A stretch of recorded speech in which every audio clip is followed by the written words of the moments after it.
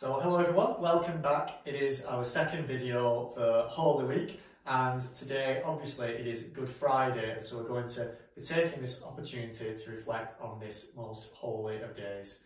Just in case you forgot who I am, I better say hello first of all, and we've also got two new people with us in the studio as well. So I'm still Father Simon, nice to see you all once again. I'm still Tom. Hello, I am Jono. And I'm Ellie. And so we'll be just reflecting on what Good Friday means to us and what today means for the church as a whole. But to allow us to have that reflection, it is of course right that we start by using the Gospel of the day. And so rather than use the actual Gospel of the day that we might hear in church though, we've recorded our own version of that Gospel story. And it's the Gospel story of Jesus' Passion, but told through the eyes of some different characters.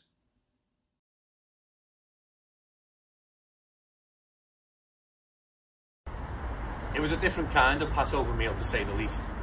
I remember right when I sat down, Philip leaned over to me and said, "Hey Thomas, I feel like something special is going to happen tonight." I looked at him and said, "I doubt it." I was wrong. Jesus stood up, grabbed a basin of water and a towel, and I remember thinking, what's Jesus doing with the foot water? Surely he's not going to wash somebody's feet. I was wrong.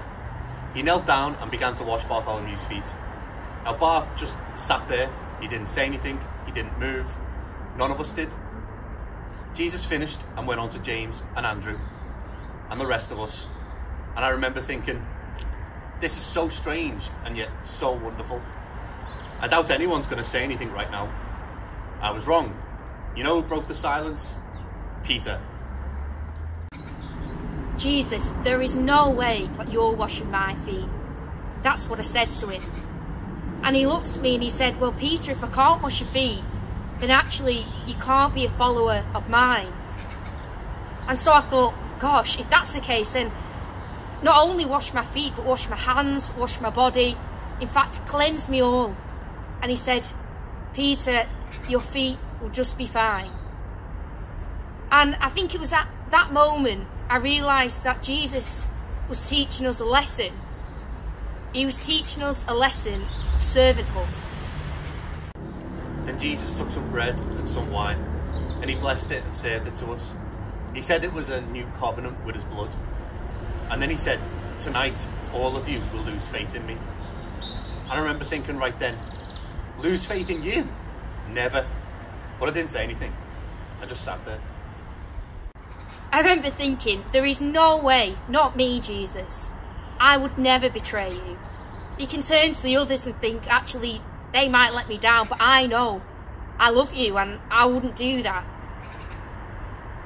And actually, he kind of like smiled a little bit and he turned to me and he said, Peter, you will deny me 3 times tomorrow.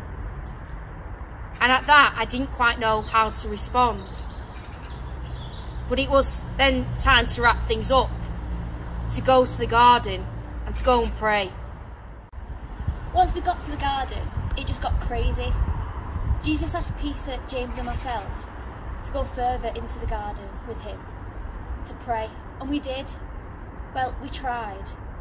We kept falling asleep. Jesus kept waking us up, and I remember one time he said the spirit willing but the flesh is weak. That's true, it's all a blur. This whole mess got started because of Judas. Did he really think what he was doing was right? There he is. That's the one you want. The others will try and come up and create some kind of scene, but ignore them. It's the one I'll kiss on the cheek. Ignore the rest. Just remember, 30 pieces of silver. That's what we agreed, and that's what I want. It's the one I will kiss on the cheek. Kiss. Judas betrays Jesus with a kiss of a friend. Then he got crazy. Peter grabs a sword and cuts a guy's ear off. But Jesus reached down and picked it up and put it right back on his guy's head, as if nothing happened. And then they took him. I'd love to tell you that we fought for him, but we didn't. Everyone ran. I ran. I was so ashamed. What have I done? What have I done? I'm so stupid. I've killed him. I've killed Jesus. I crucified Jesus. That's what the crowd wanted, and that's what they got. Personally, I didn't feel like that man deserved it. But I was just a soldier doing a job. When the governor gave the order, that's when I got to work. I loved that job. I felt like I was administering justice every time I nailed someone to a tree. But that man didn't deserve that. Didn't feel right to me. So there I was rotting in prison. And I deserved to be there. I'd done everything you can think of. Stealing, murdering. But then one day they dragged me out of the prison. They put me next to this guy. He looked like he'd been beaten to a pulp. And Pilate asked the crowd, which one of these two do you want to be set free? It was obvious they were going to say, set this Jesus guy free. He'd done nothing wrong. But then they started chanting, set Barabbas free, set Barabbas free. It made no sense, but they did set me free. They took this man, they took Jesus, they took him all the way to Golgotha. And I just followed. I was stationed on Golgotha that day. We'd just raised the second criminal when they brought him to me. I'll never forget the way he looked. He'd been beaten, spat on, whipped. He was unrecognisable as a man. Hideous. What was left of his clothes had been stripped off him and thrown down. And he was put on the cross. That's when I went to work.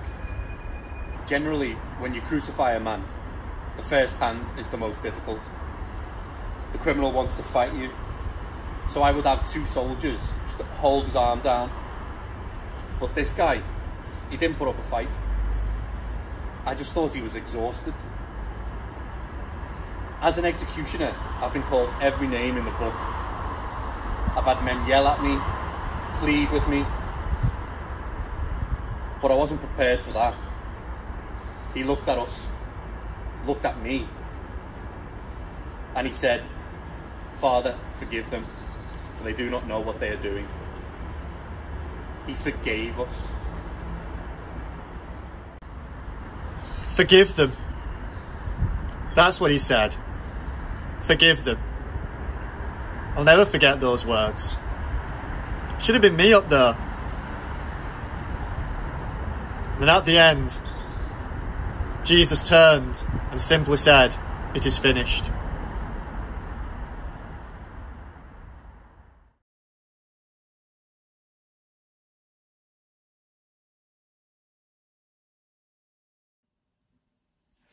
So that was a slightly different version of the gospel passage that you might usually hear at Mass. Oh, not actually Mass, we don't have Mass on Good Friday, do we? At the Good Friday service, I should say.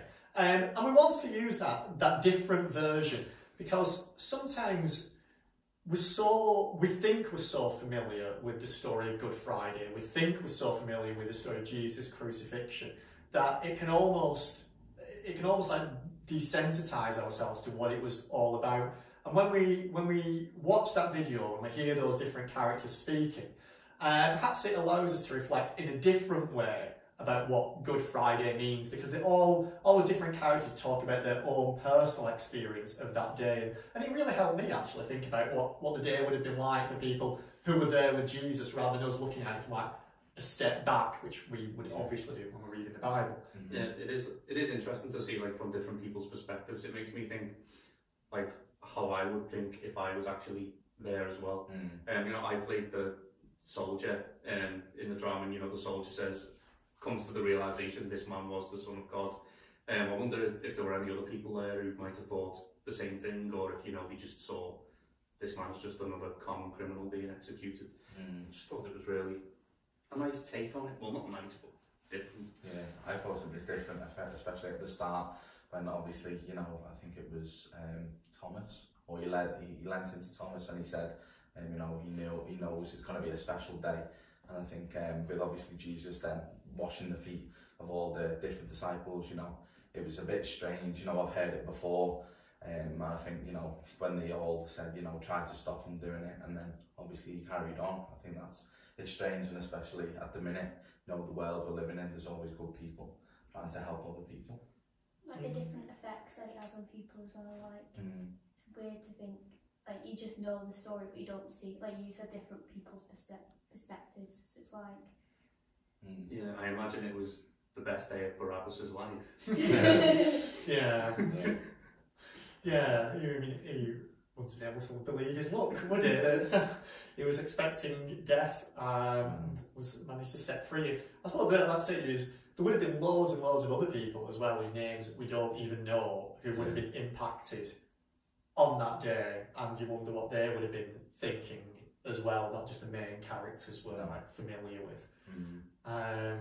Yeah, so I think that's quite interesting.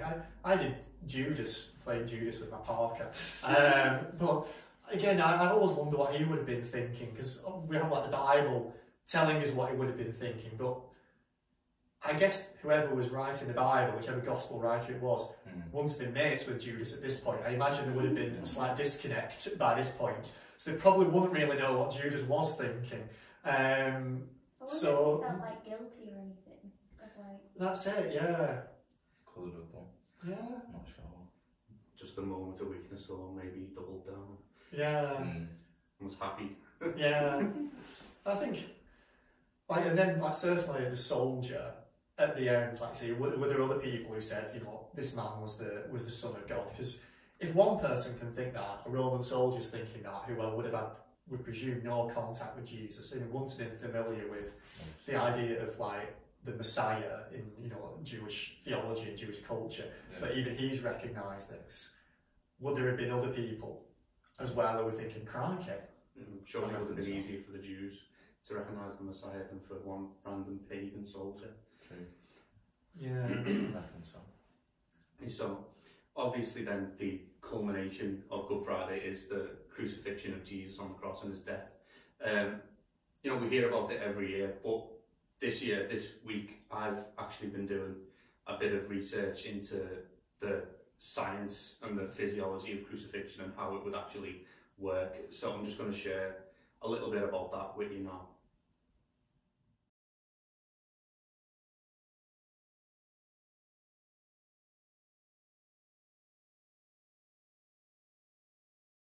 So when I first started reading about crucifixion, obviously we all know that it was a horrible way to die, a really painful death. But reading about it, learning about it, it is actually far worse than anyone could possibly imagine. Well, first of all, I just want to go back to Jesus in the Garden of Gethsemane, because we hear when he prays to God, asking, you know, for this burden to pass away from him to go somewhere else, and it says that he actually sweated blood when he was praying. I've read that, and that never makes sense to me, because I know, I've done exercise, I've played football, I've put in a shift for my team, I've never sweat blood. I always thought it was a bit of an exaggeration as well, but what I read, it said there's a condition called hemohydrosis. It's when your body is under such extreme stress and anxiety that something can happen with your sweat glands and your capillaries under your skin, and they can mix, so you actually start sweating blood. So, like, we can sweat blood if we get that condition? Yeah, I imagine so. Crikey. I've actually never heard of that. So if that's linked to anxiety, it would suggest then that Jesus was anxious. That again, there might be a thing that we think Jesus was in control of everything, knew it was going to happen, and I suppose he was, but that doesn't mean he wasn't worried about what was going to happen to him. That what was about to happen was worrying him, because he knew that this was really going to hurt. Yeah. It just shows like how terrified he is, like, you know, because, you know, stress can manifest itself physically, like, you know, like sweating and fast heart rate and whatever it is, but, you know, to take it to that extreme where your body just starts sweating blood, it just showed you how, even though he knew what was going to happen, how actually scared he was and how nervous he was. I think I have actually seen, like, recently a picture of like on the crucifix when I was looking at it, and there was a picture where his whole body was just like covered in blood, and like there's always like you see crucifixes, like, you know, nice ones, normal ones, and then you don't realise like that's what happens when there's blood all over him, and you know, it's a bit strange and crazy. I wonder if it makes it worse if you know what is about to happen. Because if you've done something bad, say you are like Barabbas, you know you've done something bad, but you're on the run, and then, you know, you get arrested, and then you're put to death. At least you don't have the anxiety, or the like knowing anxiety. Whereas Jesus knew what was going to happen, and he was having a meal the day before, and he, you know, and so he would have had that anxiety. I get anxious, you know, I would have got anxious about like an exam the next day, or something like that. And you know, and Jesus is like, I know tomorrow I'm going to have this horrible death. But I've committed to this supper now. Yeah, so. I made the booking. I'm not going to lose that deposit. It just kind of shows like how much trust he put in God, though. Like the fact that he's like still praying, like still getting on with it. Yeah, I think that's. I never really thought about the anxiety side of it, and knowing what's about to happen. That's quite interesting. Well, the next part of the crucifixion is when, after he gets tried and sentenced to death, he gets scourged on the pillar, doesn't he? And coming back to our hemohydrosis, apparently it makes your skin really tender and really sensitive. So Jesus at this point is strapped to a pillar, and he's getting whipped by these leather straps with bits of like metal balls in, bits of bone, so they're like tearing into his skin, tearing all the flesh off the bone, and at this point, you know, well, he would have gone into shock, definitely. I'm sure any reasonable person would. You know, he's gonna lose a lot of blood, it'll be hard for him to stand, because his blood pressure drops, because he's lost so much blood, it'll make him really faint, and he'll be dead thirsty as well. But obviously he doesn't get a drink until he's given some vinegar on the cross. So after that he's forced to, the crown of thorns as well. I forgot about that. I read, you know, we often see in pictures like it's just like a crown, halo shape, but I think it was more likely it was actually like a cap of thorns that would have covered his whole head. So when he's getting beaten afterwards by the soldiers, you know, they're hitting him in the head, so the thorns are just going to go in from every angle. Because they dressed him up as a king, didn't they, to mock him? Yeah. And then, so that would have, like, partially closed the wounds on his back from the whipping, but then they tore it off. Ooh. So, it's like a horror film. Surely, like his spine be like exposed or something then. Like the flesh, possibly. Yeah. In talking to you. If you're using like a whip with ball bearings and hooks on woods. Yeah. So let's move on, but it only gets worse from it. It is like we're only kind of halfway through, and you know, we made like not jokes, but you know, it's I suppose because the horror of it is so like visceral. Yeah. It makes you a bit uncomfortable, really, to talk about it. Definitely. But you know, I say we're only halfway through. I don't think many of us would have lasted to this. I think I would have. I think I've given up by this point. So he's had the scourging and the crown of thorns. I think that's an interesting thing, because you always see the halo version, don't you? I never knew that was like a cap. Yeah. And then he's been dressed up as a king, beaten up, and then had these robes torn off him again, and then he gets given his cross to carry. Would have been just like the crossbar of the cross, wouldn't it? Because they'd only had the upright bits in the ground already, so he had to carry this. God knows how heavy it was. Well, yes, he does. It was really heavy, obviously, and he had to carry it however many miles it was to Golgotha. And he was in shock, he was weak, he'd lost loads of blood, so it's no surprise that he kept falling over. It is crazy how, like, I'm sorry to interrupt, but like how he didn't literally just die there and then, like, with him being that weak. Well, obviously he isn't weak, but thinking about if we were in that situation, I think the first couple of centimetres I would have probably died, you know what I mean, walking. It's like the determination he would have had to like try, like, to get there. It's like, Mad. I think I probably would have given up with the sketching, to be honest. Yeah, definitely. It just showed, well, it showed you how weak he was that they had to get some randomer in from the crowd to help him, doesn't it? You know, Simon of Cyrene. Yeah. He just pulled him in and said, right, you're going to have to carry this cross, otherwise this man's going to die, and we don't want him to die until we've tortured him even more. So you get to the top of the hill, and then, oh yeah, that was another thing, because they've got to nail him onto the cross. They can't hang them up and nail him. They've got to do it on the ground and then raise him. So they're going to throw him onto the ground on this hill, which is going to be covered in stones, rocks, filth. You know, people are being crucified here every day. It's going to be smelly, it's going to stink, it's going to be flies everywhere. So all these open wounds on his back are just getting smeared with rocks, dirt, dust. And then comes the hard part. He gets nailed to the cross. So these nails, what would have been like, what, about that big? They have to be big, wouldn't they? Because yeah, because you put them the 2 feet over. They're not just going, not a little small nail that you put into the wall. Isn't going to go straight through his feet. You know what I mean? Yeah, and like we normally see, like the nails going through the palms. But I think quite a lot of people know that they couldn't have done that, because if they had nailed him through the palms, he would have just fallen off the cross. His body weight would have torn his hands. So they nailed him through his wrists, right through the bones, and into, I can't remember what it's called, but it's one of the like the big nerves in your arms. Oh my God. So I think straight away that would have like crippled his hand. I think he would have like lost the use of his hands, and apparently the pain is like a bolt of lightning going through your arms to your chest, like constantly. So that agony, and then feet nailed to the cross as well.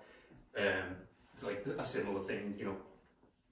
It's horrible. And then like normally, I think it could take people up to like between 1 and 3 days to die from crucifixion. So you could have been up there. Yeah, I think if you tied instead of nailed, you could be up there for days and then the animals come and start eating you. But because he was nailed, he died a lot quicker, because he was, you know, he'd already lost loads of blood and was suffering loads.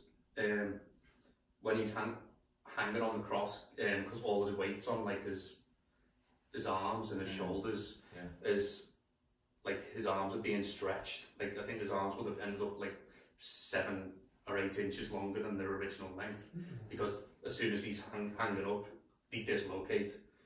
So now he's hanging with dislocated arms and struggling to breathe, because, you know, he can't like move his chest, he can't breathe properly, he can't get enough oxygen. So straight away, like there's loads of acid building up in his blood, as organs are starting to fail because they're not getting any oxygen, like pure agony. The only way he can take a breath is by pushing himself up with his legs, by lifting himself onto his legs so he can get air into his chest. But obviously his legs are nailed to the cross, so that's causing even more agony with every breath. So one of the things about that, my basic biology would be that if all that's the case, Jesus would have had to like move around a lot, because sometimes you see like the image of the cross, and you maybe even see the films, and you kind of have this image of like Jesus and he's there on the cross, and that's it. Whereas if your arms are dislocated and you're trying to breathe and you're pushing yourself up, it basically would have been like bobbing up and down a lot, like pushing himself up to breathe, but he can't stay up there because there's nothing supporting, so you have to go down, and it basically just been kind of pushing himself up constantly, like a good foot or so. So that's like something you don't see or think too much about. You just think like the agony of just doing that, of just trying to take a breath, and then realising, you know, you've got to keep doing that or you'll die. You know, it's scary, isn't it? To think what was going on in his head at that time. Obviously, when he knew he was going to die, and I just think, like you said, it was just like it's so gruesome, and then obviously you don't really see it like on pictures, do you? You just see like on the screen, you know, obviously you can see the thorns there, but straight away it's like Tom told us, it was a cap. It's all different. Like you see nice crucifixes, I know I have got in my room, you know, at home, and here, you know, I've got nice crosses, and you know, it's not a bloody gruesome cross, it's, you know, a nice cross, so it's strange how it's perceived. The final thing that'll be happening to Jesus on the cross then is, since all his organs are starting to fail, he's going to suffer from loads of internal bleeding and hemorrhaging, and his heart is going to be under a lot of pressure. I think like there's a sac around your heart, and that's going to start filling up with loads of like fluid, which just makes it even harder for him to breathe. And the fact that he actually, he drew enough breath to say, "Father, forgive them, for they don't know what they're doing." You know, that must have been a Herculean effort and agonising just to do that. I think in the end though, I read that eventually his death would have just been like put down like suffocation or a heart attack, most likely because of the pressure on his heart, which is when, you know, after he dies, the Romans to check that he's dead, like stab him with the spear, and then it says in like the gospel that loads of water rushed out, and that would have been all the fluid that had been gathering around his heart and his lungs, and thing that killed him, that suffocated him essentially.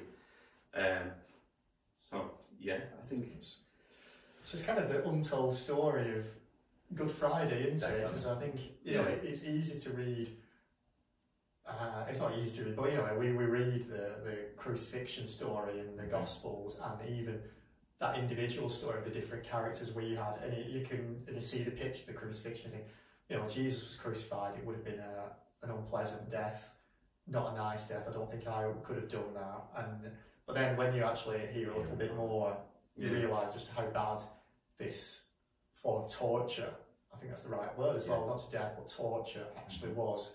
And that's what today is all about. And it is, because we have this every year and we're so familiar with the cross, we're so familiar with the story, it is easy just to be a little bit desensitised to it. And I think it's been good for me to have that brought into my head a bit more. That's what we're thinking about today. As hard as it is to hear, you know, I think it is something that we should, you know, periodically remind ourselves, if not just every Good Friday.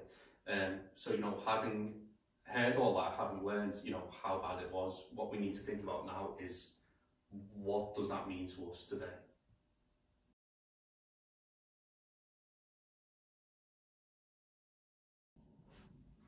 So thinking about, obviously, before when Tom was telling us about obviously the gruesome part of Jesus getting nailed to the cross and all the different things that have happened to him, and obviously me mentioning before, wow, I've got different crosses in my room, at home and here, I feel like it's you know, a bit strange and crazy how, you know, it's perceived as, you know, a nice cross like that one on the wall, and you know, two hands shaking it. It's a nice peaceful cross, I think, in my eyes. And you know, people have different crosses, and how different it is to what you've just told us. How, you know, I've learned like that straight away. I've learned that he had a cap on his head, you know, instead of like a little crown. That was it. Yeah.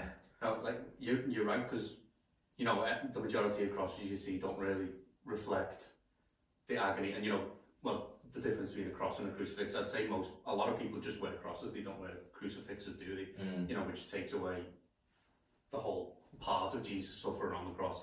Even myself, I'm guilty of that. I've got a tattoo on my arm of a cross, just a cross. It's not a crucifix. So, you know, I think we are surrounded by,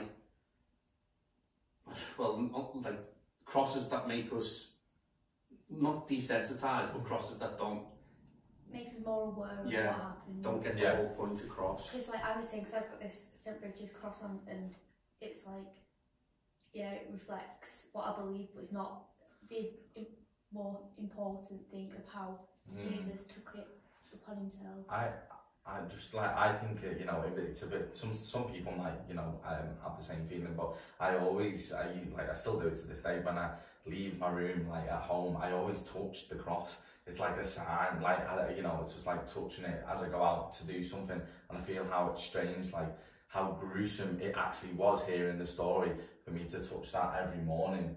You know what I mean? Obviously, you know, making the Santa Claus, but just even touching it to go out and have that good luck thing, not good luck, but you know what I mean, just that symbolize that. I feel how it's very strange because, you know, what we've heard just before, you know, the difference. Like, I'm not like trying to get across it's not like we're saying crucifixes are bad to have. And I do think it'd be a bit macabre if we all had crucifixes that were like covered in blood and showed like how horrific Jesus's injuries were.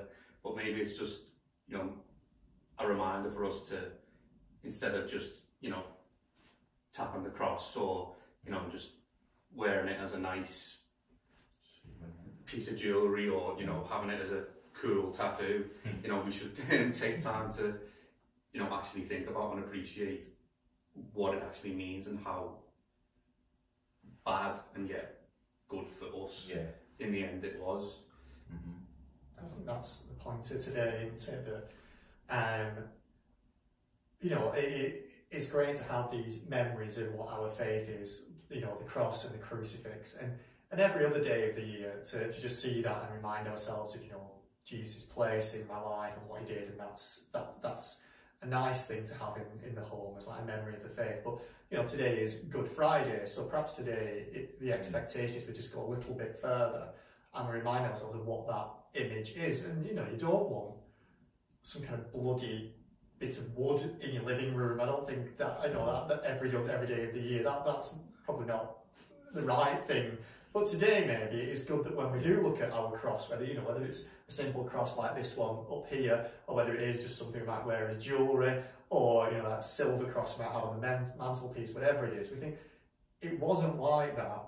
You know, that is a memory for us to see. But today I'm going to remember what it actually was like, and it was this brutal torture, but it was done for us because it is Good Friday. It was done for our salvation. Jesus paid the price on the cross so that we could have forgiveness of sins and eternal life. And he was willing to go through all of that torture and that pain for us, not for someone else. He did it for them as well, but actually for us. And maybe that could be like a challenge, just like wrap this time of reflection up, you know, for us and maybe for you watching that. When this comes to an end, perhaps find one of those crosses that I'm sure you will have dotted around the house somewhere, whether it is just some jewellery or whether it is just that cross you have above your door, and just look at it just for a few seconds, but look at it now in a different way. Don't just look at it like the Disney-fied version of the cross like on the screen here, of a man who looks fairly peaceful hanging on a cross with doesn't seem to be too many problems there. A man who was suffering on that cross, who was struggling to breathe, who had the blood coming out of those open wounds, whose joints were dislocated. All of those terrible injuries that were inflicted on him that Tom spoke about. Look at that cross through those eyes today and remember that he did all of that for you, for me, and for each one of us. Of course, we know that the story doesn't end there.